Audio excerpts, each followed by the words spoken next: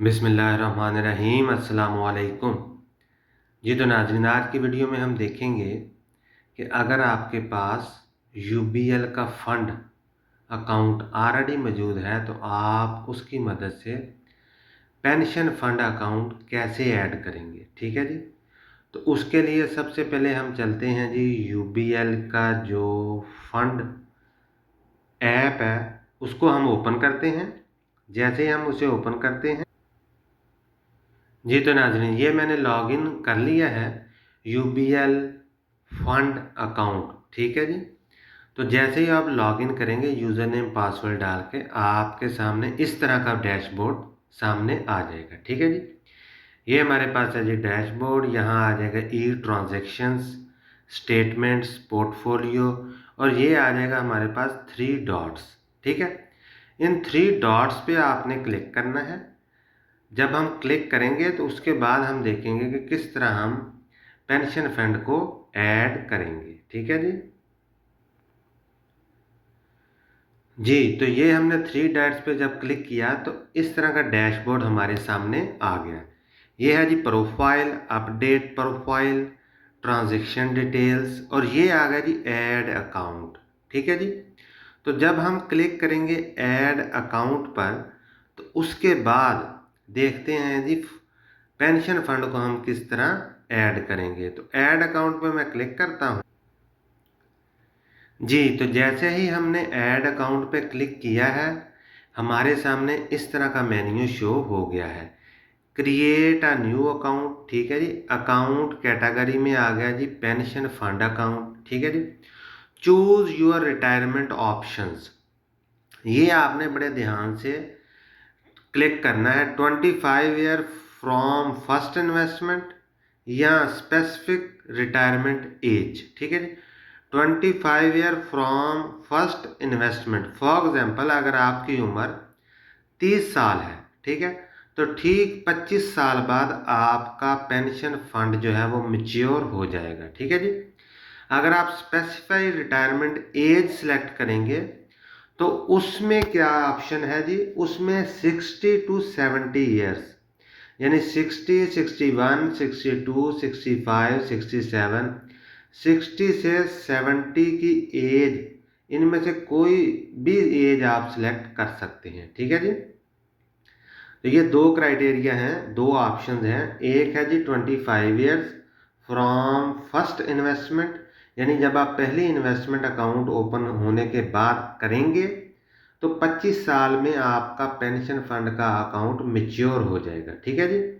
और दूसरा क्राइटेरिया है कि अगर आपने एज सेलेक्ट करनी है, आपकी एज कोई भी हो, लेकिन रिटायरमेंट की एज आप 60 सेलेक्ट कर लें, 70 कर लें, लेकिन इन दोनों के बीच में होनी चाहिए। ठीक है जी। 60 टू 70, 62 कर लें, 65, 68, 69, अप टू यू। ठीक है जी। इसके बाद हम क्लिक करेंगे प्रोसीड पे, ये वाला जो ऑप्शन है। ठीक है जी। तो उसके बाद हम देखते हैं कि कौन सी अहम चीज़ पेंशन फंड में आपने सेलेक्ट करनी है। तो क्लिक करते हैं जी प्रोसीड के बटन पर। जी तो ये हमारे सामने आ गया जी प्लान नेम। ठीक है जी। ये वाला प्लान नेम में क्या है जी, अल अमीन इस्लामिक रिटायरमेंट सेविंग फंड, यानी ये इस्लामिक होगा, इस्लामिक मूड पे काम करेगा, और इसका मकसद होगा कि रिटायरमेंट में हमें फ़ायदा मिले। ठीक है जी। ये देखें, अल अमीन इस्लामिक रिटायरमेंट सेविंग प्लान। ठीक है जी। सेलेक्ट एलोकेशन टाइप, ये आपने बड़ी अहम चीज़ है। सिलेक्ट एलोकेशन टाइप, इसका क्या मकसद है। ठीक है जी। इसको आपने समझना है और उसके बाद आपने ओके कर देंगे, सेव एंड प्रोसीड, तो आपका पेंशन फंड जो है वो ओपन हो जाएगा और आपका जो एग्जिस्टिंग म्यूचुअल फंड है उसमें पेंशन फंड जो है वो शो हो जाएगा। ठीक है जी।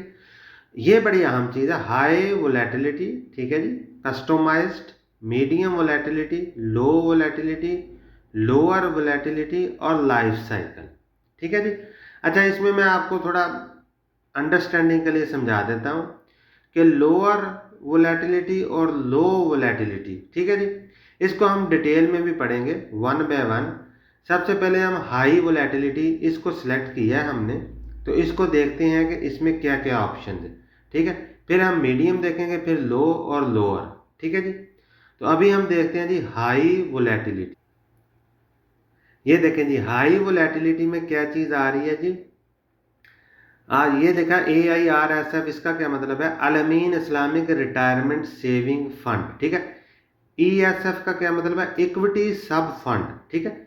75%, यानी आप 100 रुपया अगर लगाएंगे तो 75% अमाउंट यानी 75 रुपीज आपके इक्विटी में इन्वेस्ट हो जाएंगे। इक्विटी क्या चीज होती है, स्टॉक मार्केट, ठीक है जी।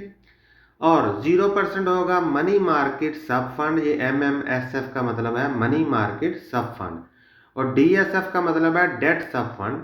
ये तो दोनों तकरीबन सिमिलर ही होते हैं। तो DSF में 25% अमाउंट जाएगी और इक्विटी यानी स्टॉक मार्केट में 75% अमाउंट जाएगी।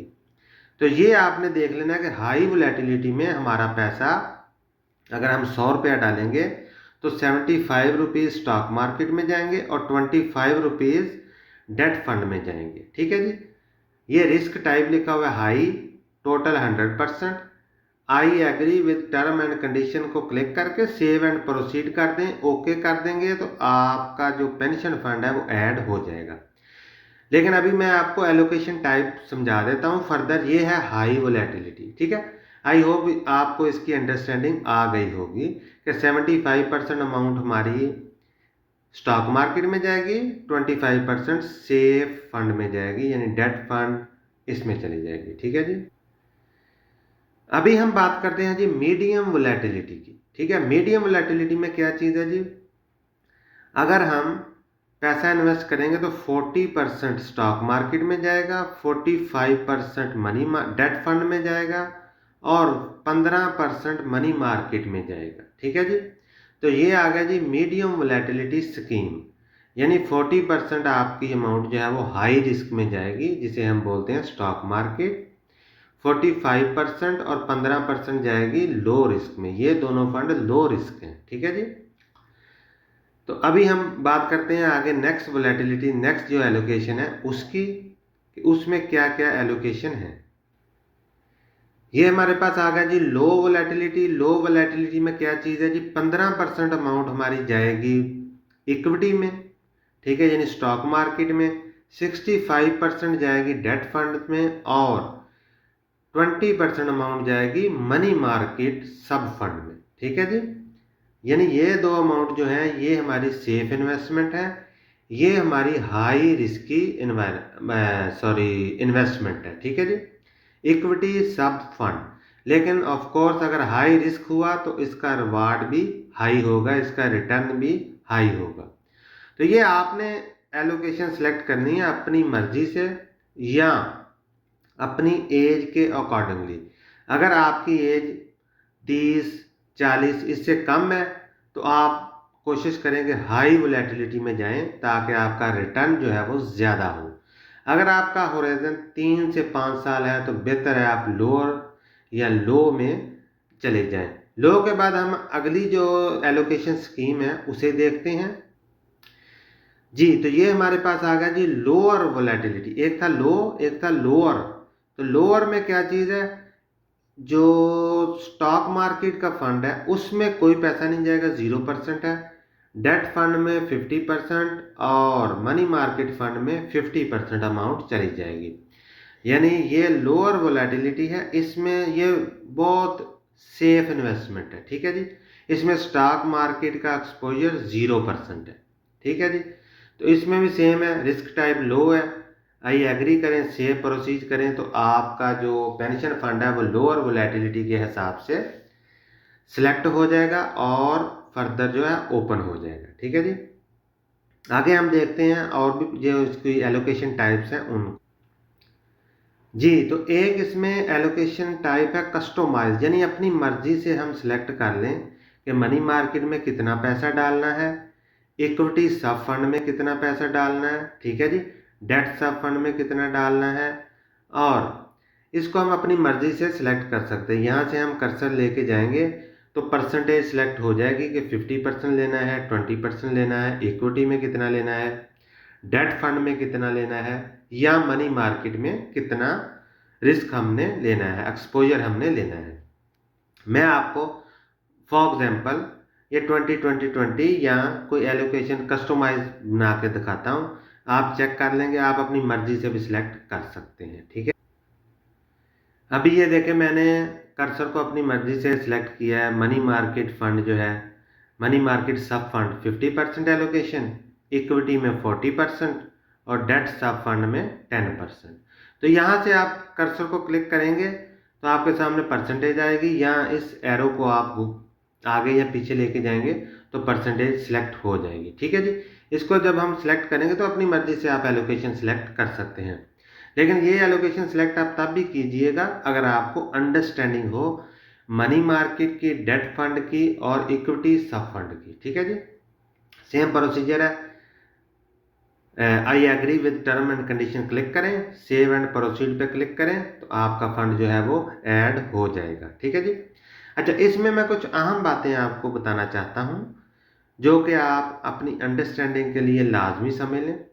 आप सोचते होंगे कि फॉर एग्जांपल मैंने एक स्कीम जो है वो एलोकेशन जो है वो सिलेक्ट कर ली है, क्या मैं उसे चेंज कर सकता हूँ? ऑफ कोर्स आप कर सकते हैं। ठीक है जी, उस स्कीम को आप कभी भी चेंज कर सकते हैं। जब आप चाहते हैं कि अभी मैंने लो एलोकेशन स्कीम सिलेक्ट की है तो मैं हाई में जाना चाहता हूं, तो आप कभी भी इसको चेंज कर सकते हैं। ठीक है जी, इसी तरह अगर आप मीडियम में हैं, हायर में हैं, लोअर में हैं या लो में हैं तो आप उसको एलोकेशन जो टाइप है उसको कभी भी चेंज कर सकते हैं। ठीक है, इसमें ये नहीं है कि आपने एक दफ़ा सिलेक्ट कर लिया तो 25 ईयर के लिए या 60 की एज तक आप इस एलोकेशन को चेंज नहीं कर सकते। आप इसको चेंज कर सकते हैं जब मर्जी चाहें। ठीक है, कभी आप लो में चले जाएं, कभी आप हाई में चले जाएं, मीडियम में चले जाएं, ये आप पे डिपेंड करता है। ठीक है जी, तो ये था जी तरीक़ेकार, और मैंने इसकी डिटेल भी आपको समझा दी है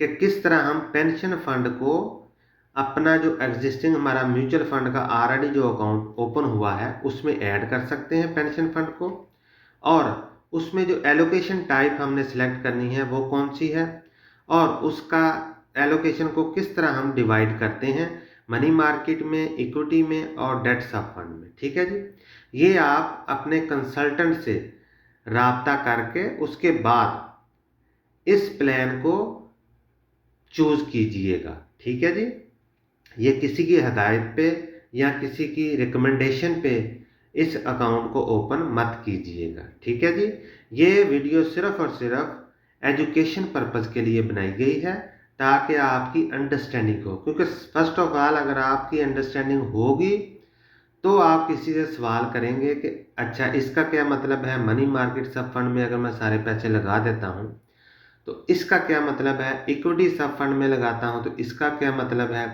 डेट सब फंड में लगाता हूँ तो इसका क्या मतलब है, और रिटर्न किस में सबसे ज़्यादा है। तो ऑफ कोर्स अगर आप इक्विटी में ज़्यादा एक्सपोजर लेंगे तो रिटर्न आपका ज़्यादा होगा। ठीक है, रिस्क भी ज़्यादा है लेकिन रिटर्न भी ज़्यादा होगा, लेकिन आपको इक्विटी के बारे में अंडरस्टैंडिंग होनी चाहिए। लेकिन अगर आप चाहते हैं कि सेफ हम खेलना चाहते हैं, ना ज़्यादा रिटर्न हमें चाहिए ना कम चाहिए, ठीक है, अगर नॉर्मल रिटर्न चाहिए तो फिर ये मनी मार्केट सब फंड और डेट सब फंड ये बेस्ट ऑप्शंस है। ठीक है, लेकिन अगर आप रिस्क लेना चाहते हैं और चाहते हैं कि मेरा रिटर्न ज़्यादा बने, ठीक है जी, तो उसके लिए इक्विटी सब फंड सबसे बेस्ट है। ठीक है जी, लेकिन आपने अपने कंसल्टेंट से राब्ता करके उसके बाद इस फंड को ओपन करना है अपनी एज के अकॉर्डिंगली। ठीक है जी, इस फंड की मज़ीद डिटेल के लिए मैं नेक्स्ट वीडियो बनाऊंगा। ठीक है, जिसमें इस फंड को हम डिटेल में पढ़ेंगे कि इसकी फ़ीस कितनी है। ठीक है जी, और इस फंड के फ़ायदे क्या हैं, नुकसानात क्या हैं। ठीक है जी, ये तरीक़ेकार था सिर्फ और सिर्फ फंड को हम ऐड किस तरह कर सकते हैं। ठीक है, पेंशन फंड को हम ऐड किस तरह कर सकते हैं। ये मेरे पास यूबीएल का था फंड ऐप, आप अलमीन इस्लामी का फंड ऐप है उसे भी खोलेंगे तो सेम प्रोसीजर है, उसको आपने फॉलो करके ओके करके सेव एंड प्रोसीजर पे क्लिक कर दें और आपका फंड जो है वो ऐड हो जाएगा, पेंशन फंड। उसके बाद इन्वेस्टमेंट कैसे करनी है इसके लिए एक अलग से मैं वीडियो बनाऊंगा, वो आप भी देख सकते हैं। ठीक है जी, ठीक है जी, मिलते हैं जी अगली वीडियो में। अगर आपका कोई भी कमेंट में सवाल हो तो आप कमेंट में पूछ सकते हैं। मिलते हैं जी अगली वीडियो में, तब तक के लिए अल्लाह हाफिज़।